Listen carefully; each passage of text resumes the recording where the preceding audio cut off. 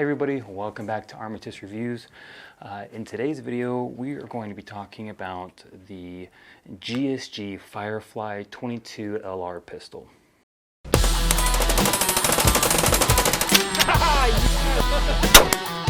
Today, I'm going to be reviewing the core essentials tactical gun belt. It has an adjustable seat belt.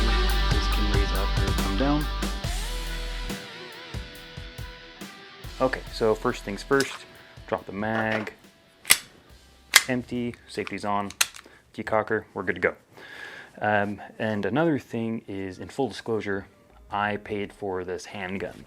It was not sent to me to do a review. GSG didn't ask me to do a review. This is all me.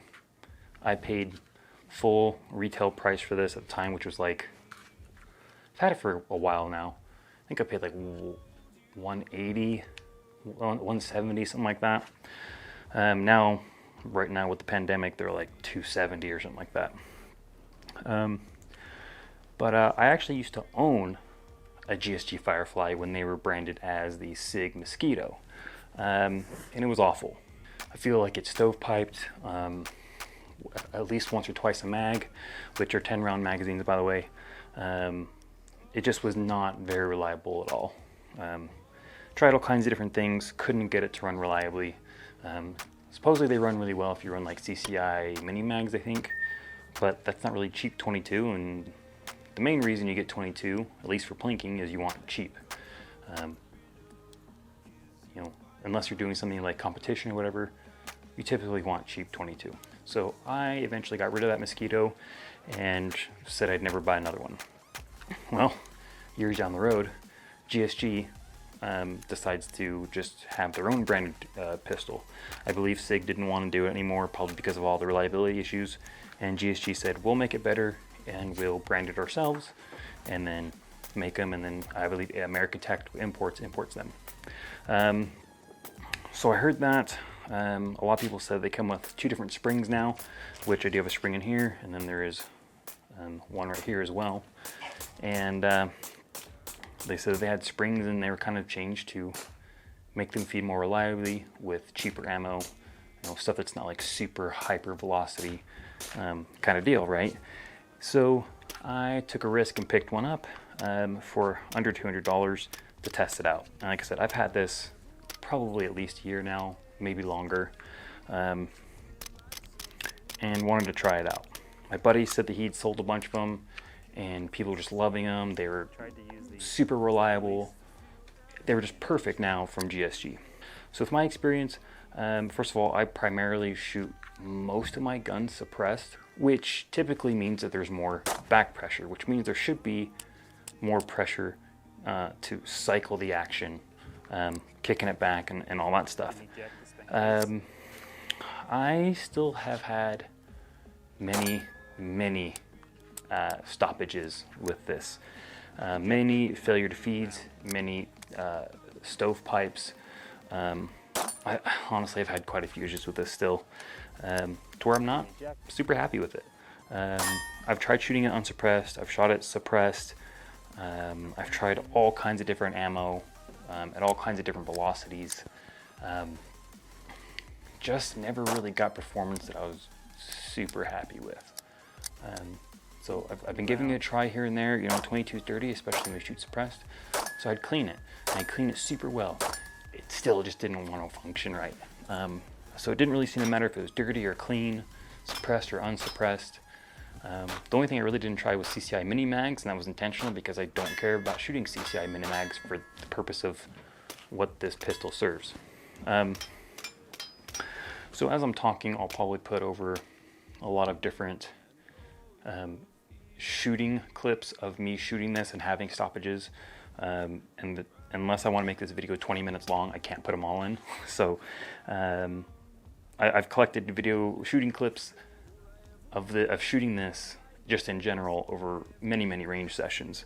So I'll put in ones that I feel are important, but I've had many issues with this. One thing you might want to know is that it does not come with an adapter for a suppressor. The threads on here are not your typical 1/2 by 28 They are M9 by 0.75.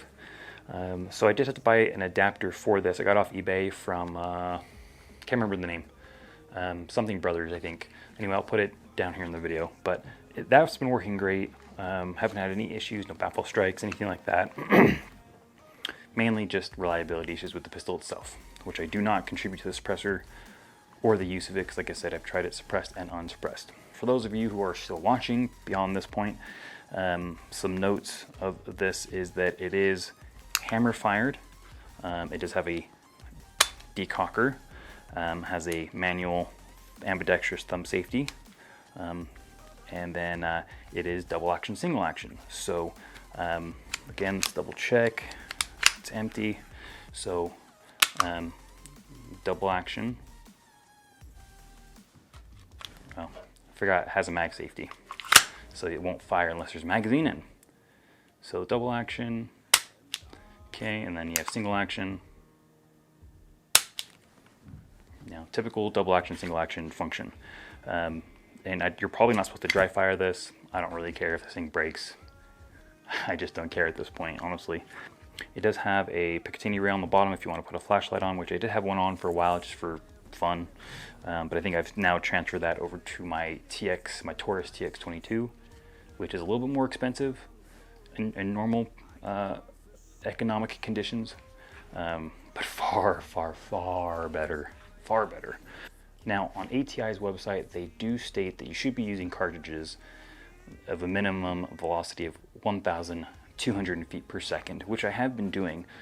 Most of my bulk ammo, you know, my cheap blinking ammo, is about that or higher. I went and looked at a couple that I have that I know I've been shooting through this, and it's 1255 or 1260 or more. So even when you're meeting that minimum velocity standard, it doesn't seem to help. And they're between 36, 40 grains here and there, which is what ATI recommends. So it just doesn't seem to help. They do come in a variety of color. They have all black. They have these FDE kind of coyote tan, whatever that you see here. They have OD green, and I believe they have some like colors more for the female audience. I think, I'm not entirely sure. I could be wrong on that. They come with standard plastic kind of yellow dot sights. It is made in Germany, it says here on the slide. Like I said, if I remember correctly, it comes with 2 different magazines that are only 10 rounds, which today in 2020 is kind of it's kind of cringy. You have the P17, I think it's called, from Caltech, that holds 17 rounds. You have the Taurus TX22 that uses 16, holds 16 rounds. Glock came out with one this year that was 10 rounds, which, what are you doing, Glock? You're like, come on. But so 10 rounds in the 2020 market, it's nothing really that great. The material is a zinc alloy, polymer overmolding, nothing too great, but pretty decent. I mean, the frame is that zinc alloy, so some people really like that. It's a hefty pistol even without the suppressor. But to me, that doesn't matter. My Taurus TX22 is polymer on the bottom and runs circles around this thing. So the rear sight is adjustable. Never adjusted it, never really needed to. Another thing, it does come, like I said, it comes with 2 springs. And then it does come with an additional, you guys won't be able to see this, but it's an additional little front sight right there. And it looks like it's just a replaceable one. Maybe it's different height. It might be a lower height. It looks like maybe not for suppressors. Like I said, in this video, I've been putting some B-roll of me shooting this and having stoppages.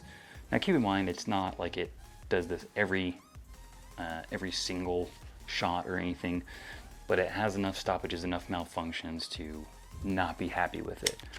I'm likely never going to shoot this again, or at least very, very little. And I'm going to shoot my Taurus TX22, my Caltech PMR30, which is 22 Win Mag, but I just don't have a strong desire to shoot this anymore. I may eventually just sell it. I don't know.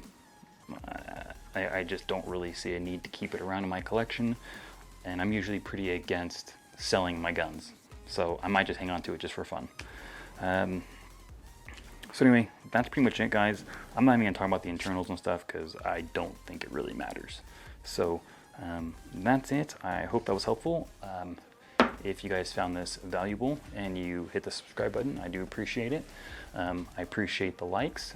Check out all the links down in the description below to see my social media pages and various other links that are down there that might have things that you're interested in. It does help support the channel.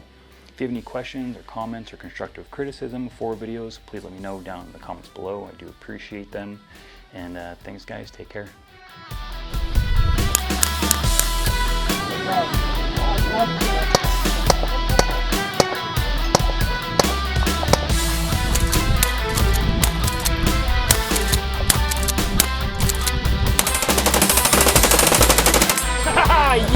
Yes!